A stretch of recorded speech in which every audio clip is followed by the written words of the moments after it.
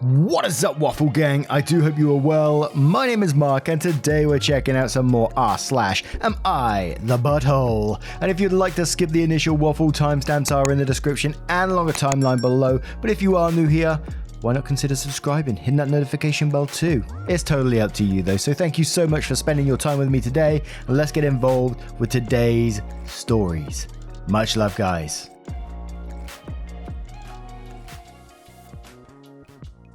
I honestly didn't think I'd be making a video today. Yesterday, my graphics card and some other parts of my PC just popped. So, it's taken a while to rebuild it, but we're back. And the first story comes from Erica Reilly, and it does follow with an update titled, "Am I the arsehole for telling my kids something my husband explicitly told me not to?" I, 38 female, have 3 kids, 13 female, 2 16-year-olds, 1 male, 1 female. They are twins. All 3 of my kids have friend groups and are dating. 16s have been dating the same people and have been friends with generally the same group since late school. 13 just got a girlfriend and has only 1 friend at the moment. Me and my husband, 42, have always been fine with their partners and friends coming over, as long as they shoot us a text first. Our only rule is that there is no bringing a new person over every single day, no staying up past 1 AM max. Recently, my husband has been trying to change our family dynamic a lot. Family breakfast and dinner instead of our usual grab and go to our room, constant outings and game nights, etc. We have family time often, but not to this extent, 4 to 5 times a week now. Last week, he proposed the idea of a family meeting to me. We have never had one of these, never needed to. If something needed to change, we just talk about it whenever we're all free. He discussed this to me in private. I told him I hated the idea. The meeting was apparently supposed to be about how he no longer wanted our children to have company over and that he doesn't want any outside kids in our house. All of my children have very sweet friends. Some of them even offer to wash dishes after dinner, kind of sweet. None of them are loud, messy, bad influences, etc. Maybe a few swears and inappropriate talk, but I chalk that up to them being teenagers. He asked me to keep this a secret, that it was mandatory, and he'd tell the kids the night before. I was pissed. I also had to be forced to a family meeting because he refused to even budge about it being mandatory, so I ended up chatting to a friend about it over the phone. Turns out my 13 was listening in, and I told her about it since she asked. My 16s then joined in. We all talked about it together and agreed it was a weird, unwanted change. Kids asked me to talk with him about it because they thought it was unfair they all of a sudden couldn't have friends over for some unstated reason. I told my husband the full story. I also told him that everyone thought it was unnecessary for it to be a meeting and mandatory. That he should have just told us all up front if he had an issue with any friends, etc. Husband blew up about how this meeting was incredibly important. Still refused to say why it was, and that we would all be coming whether we liked it or not, no matter what. The meeting is in 2 days. I don't want to fully blow my husband off since this is apparently important, but since he refuses to tell us what the actual issue is, I want to just take my kids out of the house for this appointed meeting, unless he has to actually tell me what his issue with our children's company is. I see no true point in it if all guests are respectful and haven't made trouble. Edit, we're going to the old man's meeting now, but if it blows up in his face and kids are upset with him, I won't punish them for disagreeing, or even straight up telling him he's wrong. It felt like your husband was doing some nice stuff in this story by having like some family time, but it sounds like he went too far with it. 4 to 5 times a week is way too much. For some people anyway, it would be way too much for me if someone was enforcing me to do family time that much. Your children are all teenagers now, and I'm assuming that they're going to like their own space and their own company of their own age at some point. Absolutely. I did at that age, of course, and I'm sure many of you did as well. And from what you said about their friends, I don't know why he wouldn't want them over unless he thinks that they're sort of taking over his family time, which, again, he's just going to turn his children away by pushing their friends away, especially when they're so polite themselves. I kind of want to say OP's slightly the arsehole as well, only because, you know, when the 13-year-old found out by listening to a phone call, then the 16-year-olds joined in, but then they talked about it together as a group and it was almost like behind the father's back. And it almost felt that way a little bit to me. I mean, it's not a huge issue, but then we get to the meeting part of the story, and I think In some ways, it would be good for everyone to attend the meeting, only if it's for this once, just to clear the air, find out what's going on, and maybe express your own feelings on the matter as a family. So, if you all have a problem with it, you can all tell the father, look, we don't like this, we don't think it's a good idea.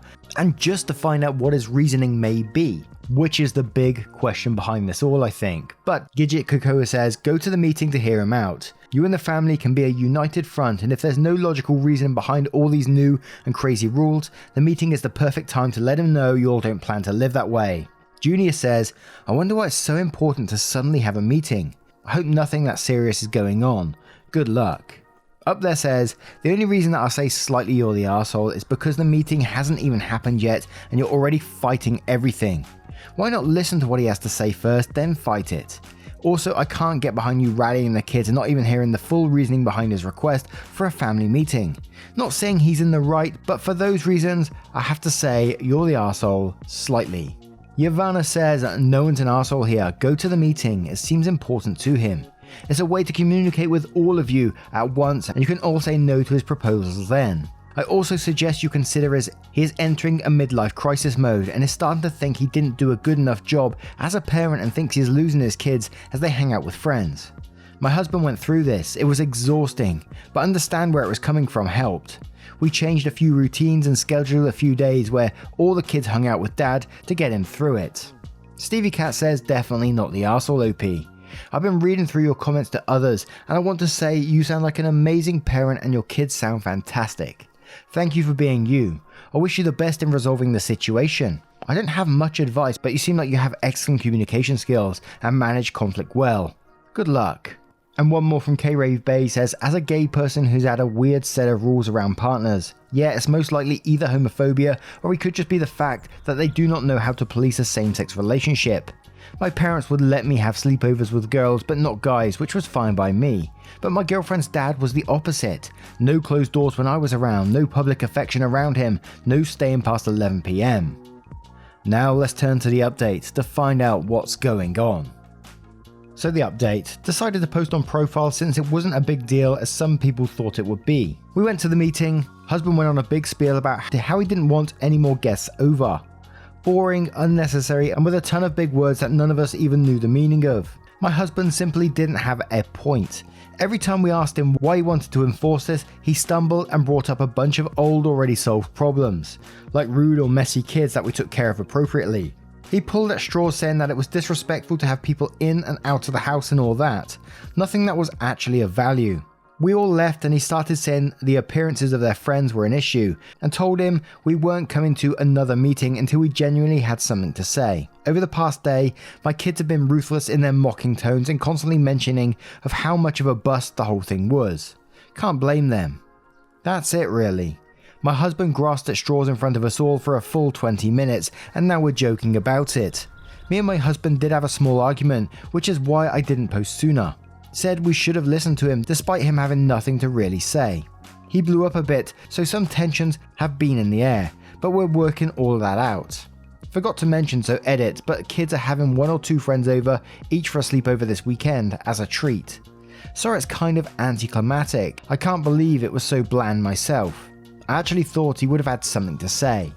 Damn, that wasn't the update that I was really hoping for. I was hoping to find out a bit of what was said, a bit of juicy details of the meeting itself. And it almost felt like to me that father did want to say something, but he was dancing around the fact with other little excuses. If he went on for a full 20 minutes and really said nothing, it sounded like there was something there, but he just couldn't bring himself to say it for whatever reason. And I do wonder what that could be. What are your thoughts on this one? Let me know in the comments below and we'll move on to the next story. And our next story comes from Possible Throwaway 81, titled, Am I the arsehole for telling my husband I'll use my maiden name for our baby if he misses the birth? So I am 37 weeks pregnant. Due to several health complications during my pregnancy, I've been told multiple times by multiple doctors that I might have to give birth next week as opposed to 2 weeks from now. Furthermore, that I may actually go into labour this weekend or any time leading up to it. Due to these same health complications, I'm having a C-section and my doctors do not want me labouring. So should I go into labour, they are most likely pushing me through as an emergency C-section. My husband knows all of this, however he is holding on to the 2% chance that they gave him that the baby could last for 2 weeks. His sister is also pregnant, 4 weeks behind me, and a baby shower is this weekend. It will be over an hour away and that's without traffic. So weeks ago I declined for both of us because it didn't seem like a good idea. Well, despite having a long conversation, the shower, 2 days away, has come up again. It turned into a fight, as there are multiple reasons I should go into labour. It's just as bad a situation for him to be that far away. I would list them all, but character limit. Husband wants to go and support his sister and see his family, and says I'm keeping him on a short leash for something that probably isn't going to happen. I told him maybe he's right and nothing happens, but said should he choose to go and choose to take that risk, that I should go into labour, he would most likely miss the birth or be extremely late, and if he makes that choice then I would give the baby my last name, my maiden name, versus his family name. Husband said I was an arsehole for keeping him hostage and I'm always planning for worst case, and that my thoughts are going to trigger labour more than anything. I said if he chooses to not be a part of this, should I go into labour? Why should the baby bear his name when he would fail on his duty as a father? He has been silent and moody since, only talking when absolutely necessary and saying that I'm trying to take everything from him. So, am I the arsehole? And there is a little edit and update which we will cover after the comments. Now, I'm trying to step into father's shoes in the situation and trying to think why he may think this was a good idea. His wife has expressed her concerns, her fears about what might happen, and been told by health professionals what could happen in the coming week, possibly this weekend. P.S. Good luck if that does happen as well. And I'm just trying to think why he would think that's such a good risk to take. I know family is important, visiting family is important, supporting your sister is important, but at the minute you need to look at your priorities. Your wife is pregnant, just about to give birth, any point now. Would you want to take that risk? Absolutely not. So it's definitely going to be a not the arsehole from myself. But Silent Nick says, not the arsehole. I've had several emergency C-sections. Let me state this loud and clear for everyone not understanding it. OP won't get to active labour. It won't be 12 plus hours. The minute she shows any sign of labour, they will immediately go into surgery. An hour will not be enough time to get to the hospital, get scrubbed in, and be there for delivery. In fact, Dad will be the lowest rung on the ladder, and if he's not there when Mama is wheeled in, he won't be taken in. This is not a simple birth, this is a major operation, with risks to mother and child. There's no time for waiting for Dad. There's no allowance for him being late. They will not care about him. So yes, he's 100% the arsehole if he goes an hour away from OP and child that will arrive at literally any time. Plankton OK says, so your husband is prioritizing a party over the health of his wife, and he's not ensuring he'll be home for the birth of his child. Not the arsehole. Edit, you are now his family. That child is his family. You are both now immediate family and he needs to shift priorities. I understand him wanting to support his sister, but you are his partner. Any scientist says not the arsehole, it's all about the priorities he values most. I don't even understand why this would be an issue for him. If he needed surgery, would it be okay with you going to a party instead? Your situation is actually even more severe because it's not only surgery for you, but you have the additional health and needs of the baby to consider. Wishing you and baby good health and best of luck. Edit, I just read OP's other posts. Given all the other things her husband has done and said, I legitimately feel like he's trying to miss the birth on purpose. Let's not even discuss the fact that he is willing to give everything to his family of birth rather than his family of choice. OP, I really think you should get some marital counselling. A baby will bring both love and stress. I have a feeling you're going to be in it alone. CC Cat says, you're the arsehole. I know the Reddit echo chamber will decide that pregnant equals you get to do and say whatever you want, and this particular instance you're actually right about things and your husband really should be there for you when you give birth, but you're the arsehole just for this. And quotes, why should the baby bear his name when he would fail on his duty as a father? And it says, I'm sorry, is he divorcing you and skipping on child support? Is he planning on beating the child senseless? Are you mad about him not attending the child's soccer games and school plays? Because at most it sounds like a case could be made that he's failing his duties as your husband, not as the child's father. And maybe see a therapist if you think being toxic to and threatening your partner ever makes you not the arsehole. And the one alpha villain says not the arsehole, love how everyone's fretting over the fact the child might not get father's surname. Wake up, it's 21st century. He's not entitled to have his children under his surname at all. And one more from Yes No Maybe, in my opinion, who says not the arsehole. If he literally said the words holding him hostage, then I would start thinking about whether this is someone who's going to be a good parent. He needs to get his priorities straight. Update. Had a long doctor's appointment. Husband will not be going to the shower, as not only has it been confirmed I have to deliver next week, but I have also been put on bed rest, so that made the decision for him. He did apologise. We had a long conversation. His mother was pressuring a ton of this and guilt-tripping him, primarily about coming down to the shower to see his grandma, who is very old and is constantly a question as to how long she has. But we had a long conversation, to which it became clear that we need to be low contact with mother-in-law for the time being. She has been starting other drama lately, and this was my breaking point. So, in some ways, a positive update, but I do wonder if he still may have gone if the decision wasn't forced upon him. Questions? Let me know your thoughts in the comments below, and we'll move on to the next story. And our next story comes from Judith Mayo, titled Am I the Arsehole for not wanting to pay for my co-worker's new aquarium? My co-worker has a 20-gallon aquarium in her office that's been there a year. It's sitting on a very long shelf. Without thinking, I leaned on the shelf with my full weight, getting something from her desk. When I stopped leaning, the shelf shook and the tank fell and shattered all over the floor. She was at lunch when this happened. Some of the techs helped me get all her female better into cups. When she came back from lunch, she freaked out and screamed at me, telling me no one should have been in her office to begin with her not being there. 4 of her 7 betta fish died and about half her plants. She bought me a receipt this morning saying I need to reimburse her. It came out to $250 worth of plants, rocks and other stuff, which is insane. She also told me that she has ordered $75 worth of specially bred betta females from the same breeder she got her previous fish from. She said sororities are extremely hard to keep, and I just added the stress because now she has to start over. Half of my office says I should not have to pay for it because it was her choice to build it, and the other half say I should.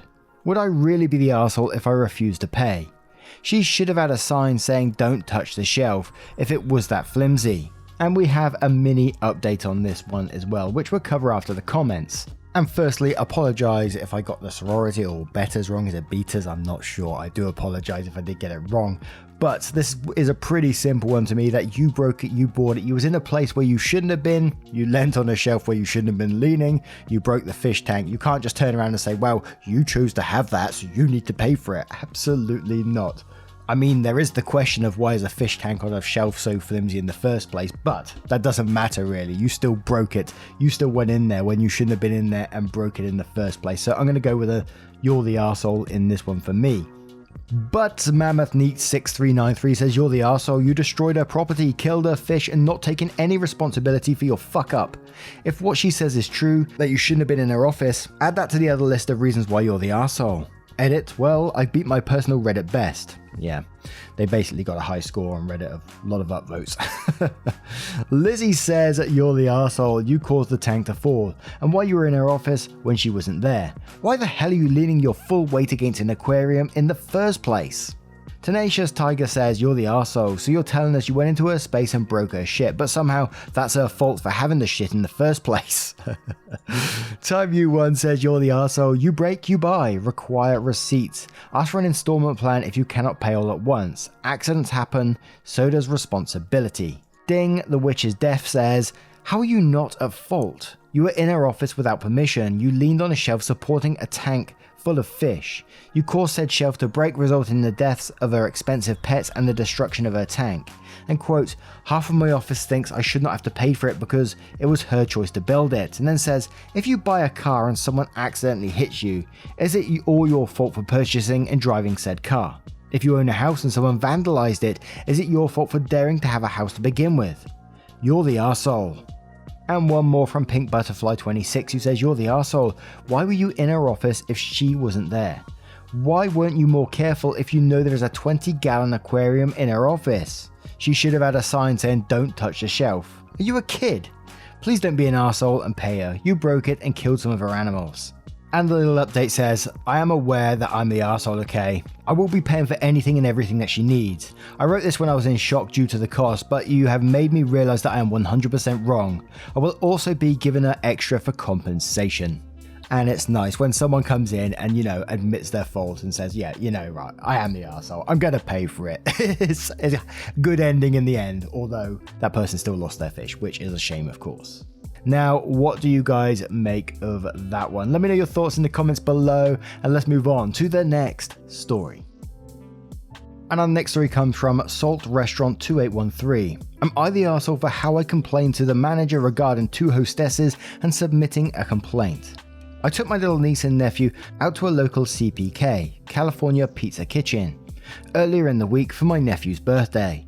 They love that place even though they both just eat mac and cheese. It was the 2 kids, my girlfriend and I. The CPK is in a mall and gets crowded, so I called ahead to reserve a table. When we got there, the one hostess told us it would be 10 minutes. Okay, no big deal. 20 minutes later, I asked what the deal was and she said they are just clearing off the table. By this time, 3 other groups who came in after us were seated. I also looked around the restaurant and saw a couple of open tables. I mentioned the hostesses the other tables that were open and the groups who came in after us that were sat. They apologized, looked at their table chart and said they will try to open something up now. They both walked away and left the post unattended for about another 10 minutes. When they came back, they apologized and said it would be just a bit longer. By this time, we have been waiting close to 40 minutes and the kids were getting fussy. I asked to speak to a manager. To be honest, I didn't just ask, I sort of raised my voice and demanded to see a manager. The manager came up and I told him what happened, and then said to him in front of the hostesses, I've never seen such incompetent and clueless hostesses. Make sure your employees are capable of doing their jobs. These girls both looked very young and my girlfriend told me I probably really upset them and it was an innocent mistake. Innocent mistake or not, that is an unacceptable way to treat customers. The manager apologized and sat us at one of the open tables right away. He ended up bringing our check out himself and gave us 30% off. I left a generous tip and we left. When we got home, I filed a complaint online. My girlfriend was upset and said I went too far, but these were 2 young girls. I doubt they have families to support or anything, assuming so because of their lack of care. If they lose their jobs, they could easily find something else. And there is a tiny one-line edit, which we'll cover after the comments, of course. Look, I get it, when you go to a restaurant, especially if you've called ahead and made reservations. I've been in the situation myself where you've had to stand around for 20 minutes to get a table, or even 30 minutes maybe, and it's incredibly frustrating. Especially when you're trying to take care of 2 children who are getting fussy, annoying at the same time. I get the frustration, I totally do.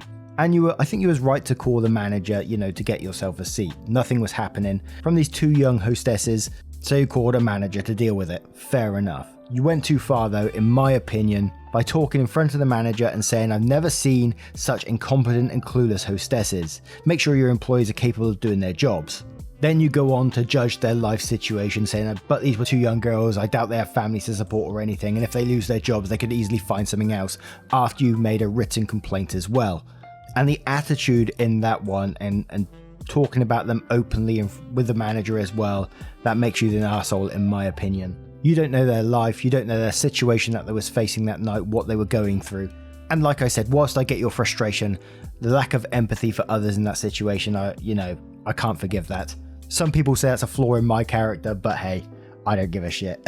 You're the arsehole in my opinion. And let's go to some comments to see what they say.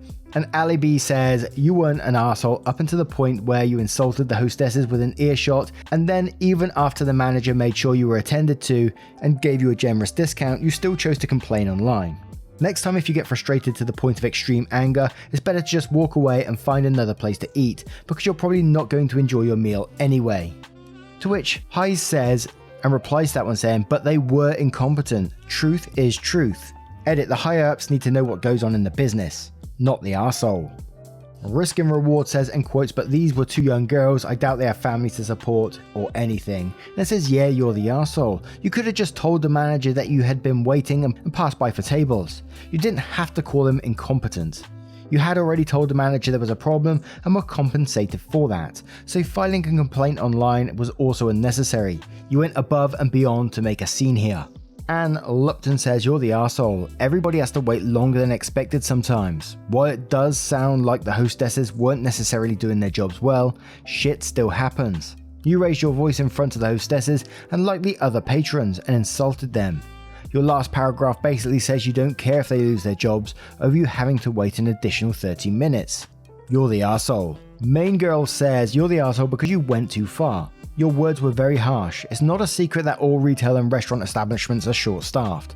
These hostesses were probably new and not very experienced. You could have expressed your frustration without using the terms you used. But now your girlfriend knows who you really are. So good job on giving her the true picture. And let's have one more from Zomiranda, who says you're the arsehole. I get it. Making a reservation and having to wait, especially when others get sat, is extremely frustrating.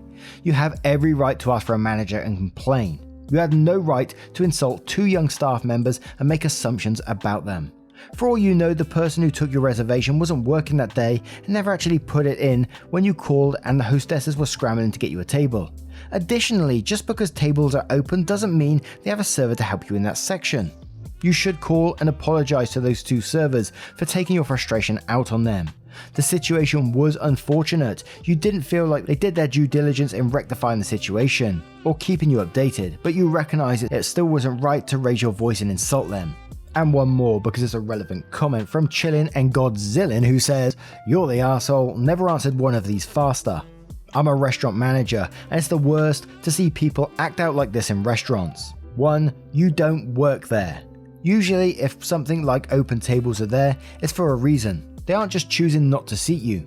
They could be getting absolutely destroyed because of poor staffing or too many guests to handle. You don't know what's going on. If you really hated what was going on, find another restaurant. Don't ruin someone else's day that's probably already ruined. 2. I have my staff cry and get belittled every day. It is the saddest thing to see because at the end of the day, those girls are going to go home and remember what you said. That stuff sticks in our minds and makes us feel pretty awful. You took your niece and nephew out for food. More than likely, they'll be in a restaurant/retail position being told by someone with the same attitude they are incompetent and useless. You probably don't want that to be said to your niece and nephew, so why say it to someone else's son, daughter, niece or nephew? And justifying your action by saying they don't have families to support is the icing on the cake. You're the arsehole. And a little one-line edit says, I think I went too far with sending the formal complaint, but that's all. Now, what do you guys make of this story? Let me know your thoughts in the comments below and your verdicts on today's stories as well. Thank you for sticking by with me yesterday, and I'm sorry I wasn't involved as much in the comments in yesterday's stories. As I said, my computer just completely went pop, which if you know the situation on graphics cards, let me tell you. And yeah, enough about me anyway. Thank you so much for the time out of your day and getting involved with the channel. It means the absolute world. A little question while I've got you. I was thinking of doing some live streams soon. The problem with the live streams is I'm having trouble recording extra stories at the minute, just literally at a time out of my day. And I know not everyone's into the whole gaming side of things, but how about like a chill stream with like where I play Little Nightmares and I can just get involved with you guys and answer questions and stuff like that. We've done it before and I really enjoyed it. I'm not sure if you guys did, but let me know your thoughts on that in the comments below as well. Would love to hear them, and I will see you in the next one. Take care, guys. Much love. Boxes are defeating, purpose always fleeting. I pose questions to the ceiling like an answer gonna come. Truth is too revealing, life is easier concealing. All emotions till the star on your heart going numb. I shouldn't be in drive more, I just wanna feel alive more. I feel hurt all the time, boy, I can't see straight. I've been